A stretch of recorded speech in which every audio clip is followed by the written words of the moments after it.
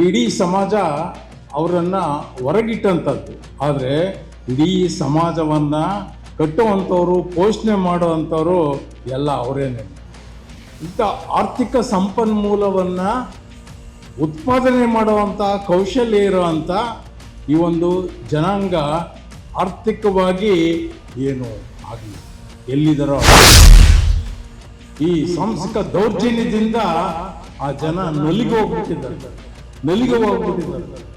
ಯಾವ ಥರದ ನಲಿಗೆ ಹೋಗಿದ್ದಾರೆ ಹೇಳಿದಂಗೆ ಒಂದು ಸಮಾಜಶಾಸ್ತ್ರೀಯ ಅಧ್ಯಯನ ಅಗತ್ಯ ಆಗ್ತದೆ. ಅಲ್ಲಿದ್ದಕ್ಕೆ ಯಾರು ಇಷ್ಟಪಡೋದಿಲ್ಲ. ಮತ್ತೆ ಅಲ್ಲಿಂದ ಓದಂಥವ್ರು ಕೂಡ ಅವರ ಸಹಪಾಠಿಗಳು, ತಂದೆ ತಾಯಿಗಳು ಆ ಜನಗಳ ಬಗ್ಗೆ ಕೇಳಿದ್ರೆ ಸರಿ ಇಲ್ಲ ಸರ್, ಸರಿ ಇಲ್ಲ, ಆ ಜಾಗ ಸರಿ ಇಲ್ಲ ಸರ್. ಹೆಚ್ಚು ಮಹಿಳಾ ಶಕ್ತಿ ಪೊಟೆನ್ಷಿಯಾಲಿಟಿ ಇದೆ ಅಂದರೆ ಈ ಸಮುದಾಯ ಮಹಿಳೆಯರಲ್ಲಿ ಹೊತ್ತು ಕುಟುಂಬಗಳನ್ನು ಪರಿತಾ ಇರೋರವರೇ ಏನು ದಲಿತ ಚಳುವಳಿ ಅಂತ ಎಲ್ಲ ಹೇಳ್ತಾ ಇದ್ರು. ಆ ದಲಿತ ಚಳುವಳಿ ಮನೆ ಆಗಿತ್ತು ಅಂತ ಇವ್ರು ಹೇಳ್ತಾ ಇದ್ರು. ಅದೆಲ್ಲವಕ್ಕೂ ಕಾರಣ ಆಗಿರೋದು ಅಲ್ಲಿ ಮಹಿಳೆಯರ ಹೋರಾಟಗಳು.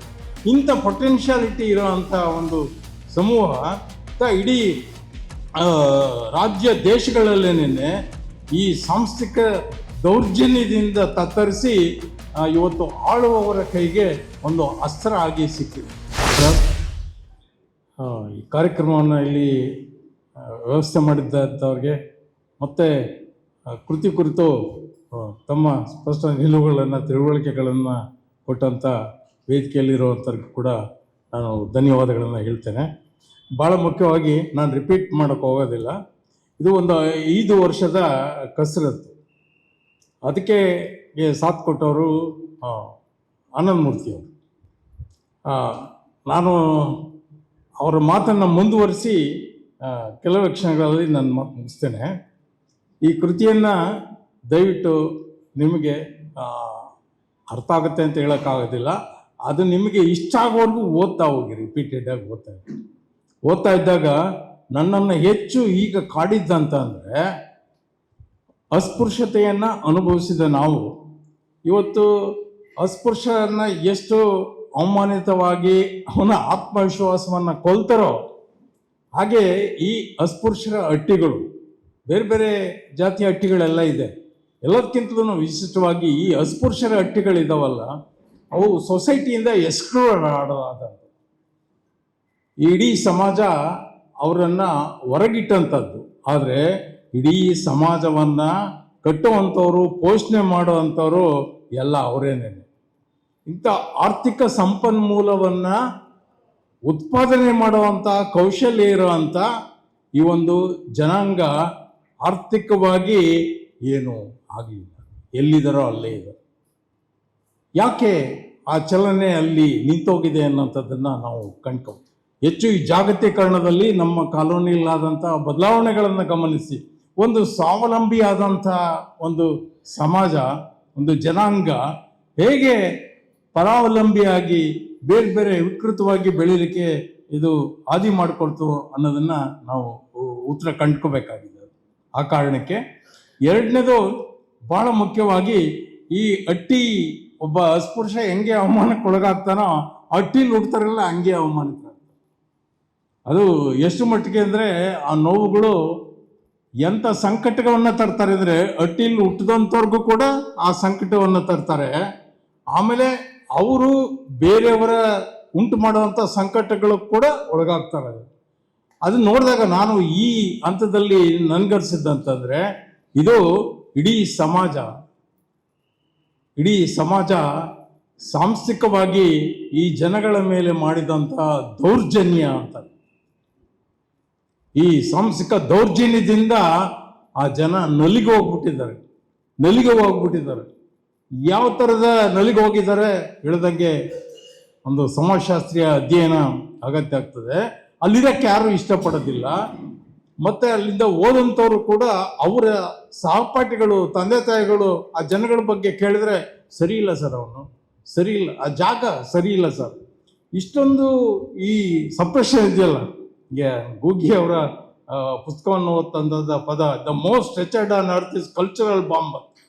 ಆ ಥರದ ಒಂದು ಸಾಂಸ್ಥಿಕವಾದಂತಹ ದೌರ್ಜನ್ಯ ನಿರಂತರವಾಗಿ ಈ ಹಟ್ಟಿಗಳ ಮೇಲೆ ನಡೆದಿರೋದ್ರಿಂದ ಅಲ್ಲೇ ಜನಗಳ ಮೇಲೆ ಉಂಟು ಮಾಡಿದಂಥ ಪರಿಣಾಮ ಇದೆಯಲ್ಲ, ಆರ್ಥಿಕ, ಸಾಮಾಜಿಕ, ರಾಜಕೀಯ ಎಲ್ಲ ಥರದ ದೌರ್ಜನ್ಯಕ್ಕೆ ಒಳಗಾಗಿ ತುಂಬ ವಿಕೃತ ಸ್ಥಿತಿಯಲ್ಲಿ ಚಲನೆ ಕಾಣದಂತೆ ಇದೆ. ಬೇರೆಯವರ ಬಳಕೆ ಅಷ್ಟು ಕೂಡ ಹಾಗಾಗಿದೆ. ಆ ಥರ ಒಂದು ಸಾಂಸ್ಥಿಕ ಎಚ್ಚರಿಕೆಯನ್ನು ತಂದು ಒಂದು ಇವರ ನಾವೆಲ್ಲ ಗಮನಿಸಿದ್ದು ಸರಿ, ನಮ್ಮಲ್ಲಿ ಆ ಥರ ವೈದಿಕ ಸಂಸ್ಥೆ ಯಾವುದೇ ಆಚರಣೆಗಳಿಲ್ಲ, ಯಾವುದೇ ನಿರ್ದಿಷ್ಟ. ಈಗ ನೋಡಿ, ಮರ್ಯಾದೆ ಹತ್ಯೆಗಳೆಲ್ಲ ನಡೀತಿರ್ತವೆ, ಏನು ಹೆಣ್ಣು ಗಂಡಿರ ಬಗ್ಗೆ, ಅಸಮಾನತೆ ಬಗ್ಗೆ ಎಲ್ಲ ನಡೀತಿರ್ತವೆ. ಅವು ಯಾವ ಕೂಡ ಆ ಥರದ ಸಾಂಪ್ರದಾಯಿಕ ಜನ ಎಲ್ಲ ಭಾಳ ಸ್ವಾಭಿಮಾನಿಗಳು. ಇನ್ನೊಂದು ವಿಚಾರ ಹೇಳ್ಬಿಡ್ತಾನೆ, ಭಾಳ ಜನ ಅದ್ರ ಬಗ್ಗೆ ನಮ್ಮವ್ರೇನೆ ಕಾಮೆಂಟ್ ಮಾಡ್ತಿರ್ತಾರೆ, ಅಲ್ಲಿ ಮದುವೆ ಆದವ್ರು ಯಾರು ಹೊರಗಡೆ ಹೋಗಲ್ಲ ಕಣೆ, ಹೆಣ್ಮಕ್ಳು ಎಲ್ಲ ಮತ್ತೆ ಕಾಲೋನಿಗೆ ಹೋಗ್ತಾರೆ. ಯಾಕೆಂದ್ರೆ ಅಲ್ಲಿ ಒಂದು ಸ್ವಾಭಿಮಾನ, ಧೈರ್ಯದ ಬದುಕಿದೆಯಲ್ಲ, ಅದನ್ನ ಬೇರೆ ಯಾವುದೇ ಹಳ್ಳಿಗಳಲ್ಲಿ, ಊರುಗಳಲ್ಲಿ ಕಾಣಕ್ಕಾಗಲ್ಲ. ಅವ್ರಿಗೆ ಒಂದು ದಿವಸನೂ ಇರೋಕ್ಕಾಗಲ್ಲ. ಆ ಥರ ಗುಲಾಮಗಿರಿ, ಆ ಒಂದು ಹಿಂಸೆ, ದೌರ್ಜನ್ಯ ನಡೆಯುತ್ತೆ. ಅಂಥ ಸ್ವಾಭಿಮಾನಿ ಶಕ್ತಿ ಇರೋವಂಥದ್ದು. ಹೆಚ್ಚು ಮಹಿಳಾ ಶಕ್ತಿ, ಪೊಟೆನ್ಷಿಯಾಲಿಟಿ ಇದೆ ಅಂದರೆ ಈ ಸಮುದಾಯ ಮಹಿಳೆಯರಲ್ಲಿ. ಇವತ್ತು ಕುಟುಂಬಗಳನ್ನು ಪರಿತಾ ಇರೋರವರೇ ಏನು ದಲಿತ ಚಳುವಳಿ ಅಂತ ಎಲ್ಲ ಹೇಳ್ತಾ ಇದ್ರು, ಆ ದಲಿತ ಚಳುವಳಿ ಮನೆ ಆಗಿತ್ತು ಅಂತ ಇವ್ರು ಹೇಳ್ತಾ ಇದ್ರು. ಅದೆಲ್ಲವಕ್ಕೂ ಕಾರಣ ಆಗಿರೋ ಅಲ್ಲಿ ಮಹಿಳೆಯರ ಹೋರಾಟಗಳಲ್ಲಿ. ಇಂಥ ಪೊಟೆನ್ಷಿಯಾಲಿಟಿ ಇರೋವಂಥ ಒಂದು ಸಮೂಹ ಇಡೀ ರಾಜ್ಯ ದೇಶಗಳಲ್ಲೇನೆ ಈ ಸಾಂಸ್ಥಿಕ ದೌರ್ಜನ್ಯದಿಂದ ತತ್ತರಿಸಿ ಇವತ್ತು ಆಳುವವರ ಕೈಗೆ ಒಂದು ಅಸ್ತ್ರ ಆಗಿ ಸಿಕ್ಕಿದೆ. ಆ ಥರ ಒಂದು ಗುಲಾಮಗಿರಿಯಿಂದ ಬಿಡಿಸಿಕೊಳ್ಳೋದಕ್ಕೆ ಇವ್ರನ್ನ ಎಚ್ಚರಿಸಿ, ಯಾರೇನು ನಾನು ಅಟ್ಟಿಯಲ್ಲಿ ಹುಟ್ಟಿದ್ದೀನಿ ಅಥವಾ ಅಟ್ಟಿಯಲ್ಲಿ ಇರಬಾರ್ದಪ್ಪ, ನನಗೆ ಬೆಲೆ ಇಲ್ಲ, ಈ ಥರದವು, ಆಮೇಲೆ ಆರ್ಥಿಕವಾಗಿ ನಮಗೇನು ಮಾಡೋಕ್ಕಾಗಲ್ಲ ಅನ್ನೋಂಥದ್ದು ಈ ಜಾಗತೀಕರಣ ಆದಮೇಲೆ ಅದು ಮಲ್ಟಿಪಲ್ ಫೋಲ್ಡಲ್ಲಿ ಅವ್ರ ಮೇಲೆ ಕೆಲಸ ಮಾಡಿ ಒಂದು ಜನಾಂಗೀಯ ಎಕ್ಸ್ಕ್ಲೂಷನ್ ಆಗ್ತಾ ಇದೆ, ಜನಾಂಗದ ಅವಮಾನ ಆಗ್ತಾ ಇದೆ, ಅವ್ರ ಆತ್ಮವಿಶ್ವಾಸವನ್ನು ಕೊಲ್ತಾ ಇದ್ದಾರೆ, ಅನ್ನೋ ಒಂದು ಪೀಳಿಗೆಯ ನಾಶ ಕೂಡ ಆಗ್ತಾ ಇದೆ, ಅಂದ ಸರಿಯಾದ ಒಂದು ನಾಯಕತ್ವ ಕೂಡ ಹುಟ್ಟಕ್ಕಾಗಿಲ್ಲ. ಅದು ಈ ಚಳುವಳಿ ಸ್ಥಗಿತ ಆಗಿದ್ದಕ್ಕೆ ಕಾರಣ ಆಗ್ಬೋದು. ಯಾಕೆಂದರೆ ಚಲನೆಯನ್ನು ಮುಂದೆ ತಗೊಂಡೋಕ್ಕಾಗಲಿಲ್ಲ. ರಾಮಣ್ಣ ಹೇಳಿದ್ದೆ ಸರಿ, ಈ ಚಳುವಳಿ ಹುಟ್ಟಿದ್ದು ಅಲ್ಲಲ್ಲೇ ಸಣ್ಣ ಪುಟ್ಟ ಜಿನುಗುವಂಥ ಜರಿಗಳ ನೀರಿನಿಂದ ಜೀವಂತವಾಗಿ ಅದು ಪುಟಿದಿದ್ದಂಥದ್ದು. ಹಾಗೇನೇನೆ ಈ ಸಾಂಸ್ಥಿಕ ಗುಲಾಮಗಿರಿಯನ್ನು ಹೋಗ್ಲಾಡ್ಸೋದಕ್ಕೆ ನಾವೆಲ್ಲ ಅವರಿಗೆ ಒಂದು ಅದರವಾಗಿ ಇಟ್ಕೊಂಡು ಒಂದು ಸಾಂಸ್ಥಿಕವಾಗಿ ಅವರಿಗೆ ಒಂದು ಮನುಷ್ಯಪರವಾದ ಚಿಂತನೆಗಳಿದ್ದಾವೆ. ಆ ಥರ ಜಿನುಗುವ ಒಂದು ಸಾಂಸ್ಥಿಕ ಚಳುವಳಿಯನ್ನು ಕಟ್ಟುವುದರ ಮೂಲಕ, ಜನಾಂಗವನ್ನು ಕಟ್ಟೋದ್ರ ಮೂಲಕ ಒಂದು ಹೊಸ ಚಳುವಳಿಯನ್ನು, ಆ ಮೂಲಕ ಒಂದು ಹೊಸ ಸಮಾಜವನ್ನು ಕಟ್ಟಲಿಕ್ಕೆ ಸಾಧ್ಯತೆ ಇದೆ.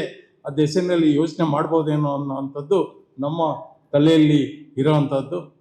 ಉಳಿದ ವಿಚಾರಗಳೆಲ್ಲ ಪುಸ್ತಕಗಳನ್ನು ಓದ್ಬೋದು, ಮತ್ತೆ ಭೇಟಿಯಾದಾಗ ಇಂಥ ಚರ್ಚೆ ಮಾಡೋಣ ಗುಂಪುಗಳಲ್ಲಿ. ನಮಸ್ಕಾರಗಳು.